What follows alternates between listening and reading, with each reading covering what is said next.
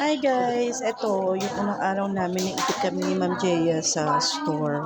Pero after nyan, tinuruan kami kung anong shortcut papunta sa store and then pauwi sa store. Pauwi sa bahay pala. So yan, lakad-lakad kami. Actually, mga 19 minutes siya na lakad.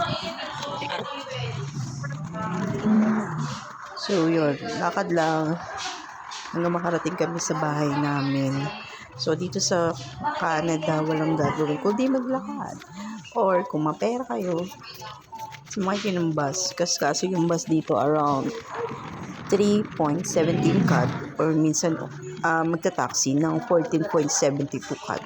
So, imbis na i-save keep mo na lang yun para additional savings, minsan hindi nagagawa. Especially kapag time na ng winter. So, yan, naglakad kami ng mga around 4:30. So, sobrang tirik ng araw. Masakit sa balat, pero may halong lamig. So, yan, kumuha kami ng uniform kasi sa Monday start na kami.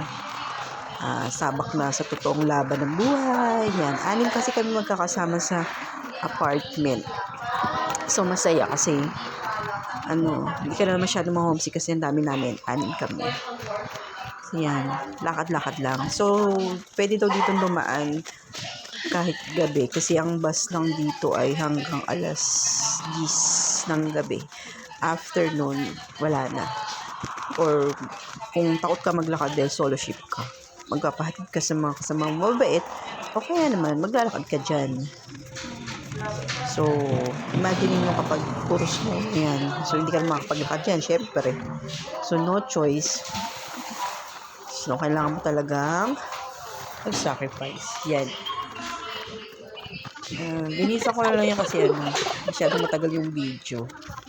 So, gusto ko lang makita ninyo yung lugar dito sa Quebec. Hoping na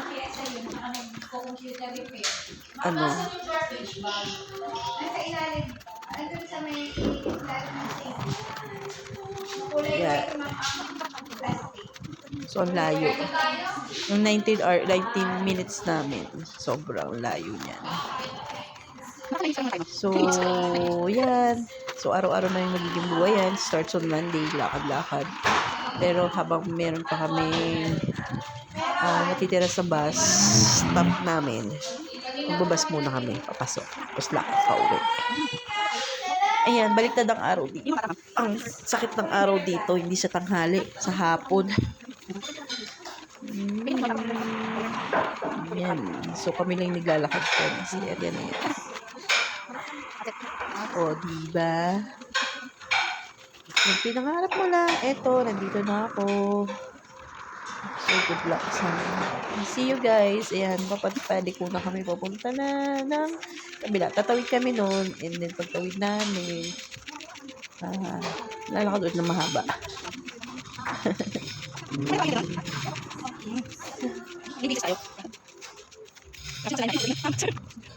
Yan, dito wala pedestrian. So, takbuhan yung gagawin namin. Yan. Tawid kami dyan. So, yan yung main kalsada dito. Main kalsada dito.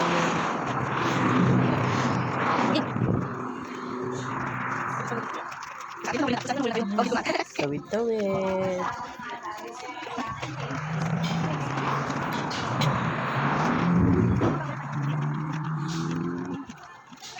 Takbo! Guys, takbo tayo. Baka masagasaan po tayo. Ayan, ligo pa. Lakad pa.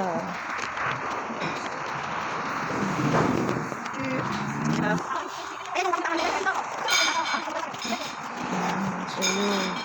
Kung may nakalagay na ating branch, balik ko na yun sa bahay natin.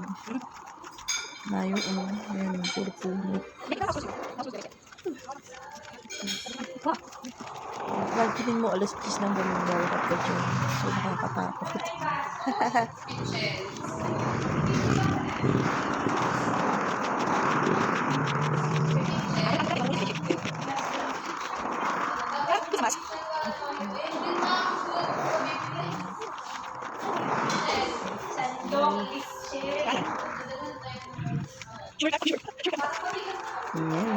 Tapos na.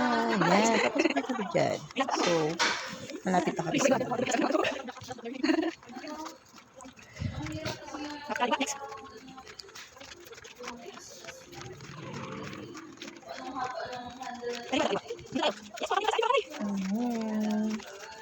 Yan, malapit tayo sa bahay. Yung mga bahay dito. Yan po. Thank you for watching.